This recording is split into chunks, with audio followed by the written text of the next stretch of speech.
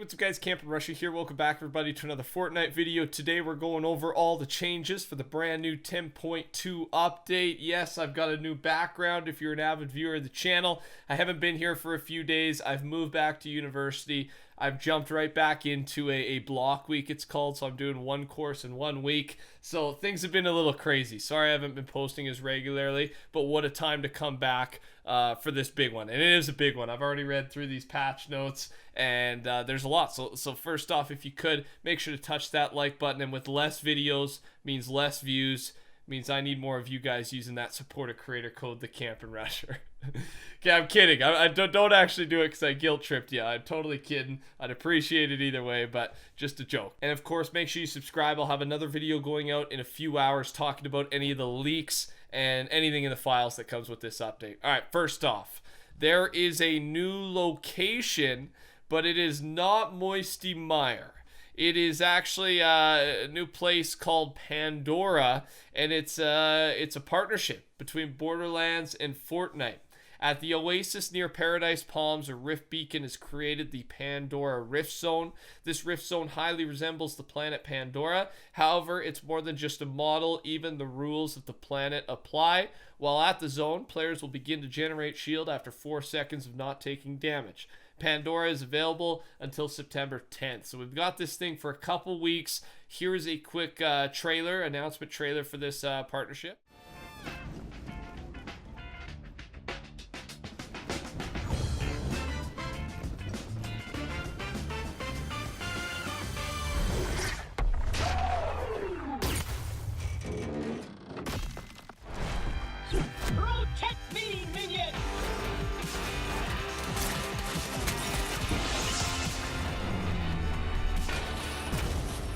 Single-handedly winning this whole thing!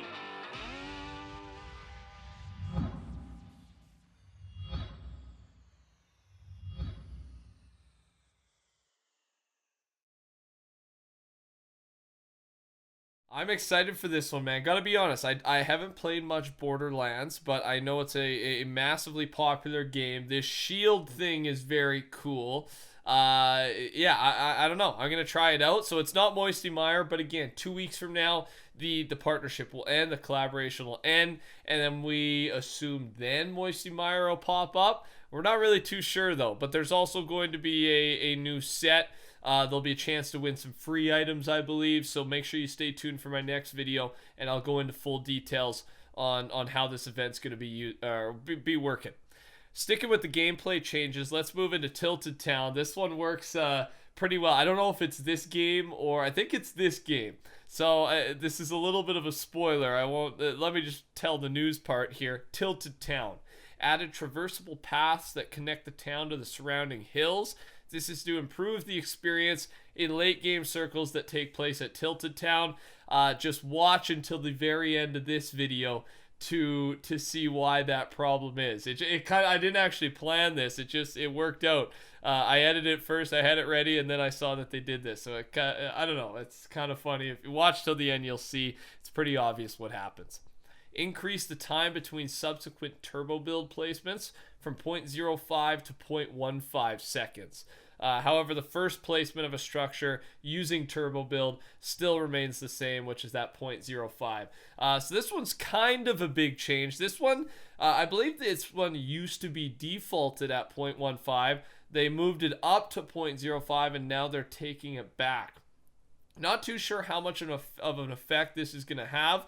Like, if bullets are now going to be able to get through, I'm not too sure. For me, it's so different. I'm playing on around 50-55 ping, so these bullets have been getting through my build regardless. But I'm excited to see how the pros with some lower ping, if this affects them at all, and if so, how it does. But yeah, pretty big switch there. And then here, Moving Storm. This one's a big one for the public matches. Safe zones will no longer move while shrinking in the later phases of a match. Note, this does not affect arena and tournament playlists. This change was implemented on August 23rd. So yeah, this is basically, it'll no longer move. It'll just shrink in those later phases. So it's not as tough of a late game, which kind of goes with the philosophy they're spreading it more and more as much as they can, so it's a friendly experience for newer, more casual players in the pub modes, the casual modes, right? It makes sense. And then keeping arena as competitive as possible, as competitive as possible, right? There's obviously some things that are not as competitive some weeks, but that's the beauty of Fortnite, man. Whether we like it or not, I like it. I like the constant updates, the constant new stuff, but obviously people are always going to complain. Okay, let's move into the weapons and items. We jumped to gameplay first just because that was a pretty big drop today, this Borderlands collaboration. First up, here's the new item, Shield Bubble. It's a rare item found from floor loot, chests, supply drops, and vending machines. Lasts for 30 seconds, creates a large bubble that blocks projectiles and explosives. However, players can still run through it. Okay. And projectiles and explosives can be fired from inside the bubble but cannot go outside of it. Okay. And the bubbler's emitter has 400 HP. Destroying it deactivates the bubble. So I like this one too, man. This could be a really good defense against some explosive weapons, right? I wonder if it defends against the Junk Rift. I don't know, man. We're going to have to see how that one plays out, because that thing's pretty strong. And it'd be nice to have some sort of counter for that. So, again, keep in mind, I'm making this video at 2 a.m. right now. So downtime hasn't even started, so I haven't had a chance to play with this yet. But once I do, in the coming days here, I'll have some more videos talking about thoughts. And, well, you guys know what we do. We'll talk more about it once we've all had a chance to use it. The Brute. First, the Brute's map icon will remain visible to all players after players board 1. The icon will follow the vehicle as it moves. This is to increase awareness of a Brute's presence and location to all players in the match. This is a good one, man. I'm surprised they didn't have this from the start. But yeah, at least you know that it's coming for you, or you can play away from it if you don't want to mess with it. Now, quick reminder, here are all the things that happen to the Brute. I've already discussed it, so I'm not going to say all these out loud, but basically everything I'm showing you there is the nerfs that this thing got, right? It got a massive nerf. However, the one in the middle there, if you see it or not, I'll just read it out for you. Return the explosion radius of Brute missiles back to their original range. So even though they did decrease the radius of the explosions by 42%, that's a hefty amount, they have felt that it's a little bit of an overswing, making it too difficult for the Brute to hit targets with less mobility and rockets. So on August 23rd, we brought the damage radius back in core modes to where it was before 22nd. We're continuing to closely evaluate the Brute changes to make sure they align with our goals. And as of now, as of 10.2, these changes are now in arena and tournament. So they were testing them in casual first, and then now have put them in arena and tournament, which is one of the first times they've actually done this, right? They're admitting right here they've actually been testing it for a couple days here, and they've liked what they saw so far, and now they're implementing it into the competitive modes. Kind of a good step there. Even that little thing that they tested it out is a good thing. However, will this buff make the Brute unplayable and frustrating once again? I'm not too sure. I don't know about you. I haven't been killed. We logged a big 5-hour session the other day when I got back here to my university town, and I didn't get killed by one of these things once. I don't even think I've been damaged by one of them. I don't think. So they're definitely less OP, but this was a big nerf. So you should see some. This should affect it a little bit. It's just how much. And then there was some spawn rate changes as well. Go back to the other video if you want to see those. All right. The Junk Rift. The Junk Rift has been re-enabled in all modes, so it's back. If you enjoyed the break, I hope you did. And it's back online. Now there are 3 weapons vaulted though: the Storm Flip, the Drum Gun, and the Storm Scout Sniper Rifle.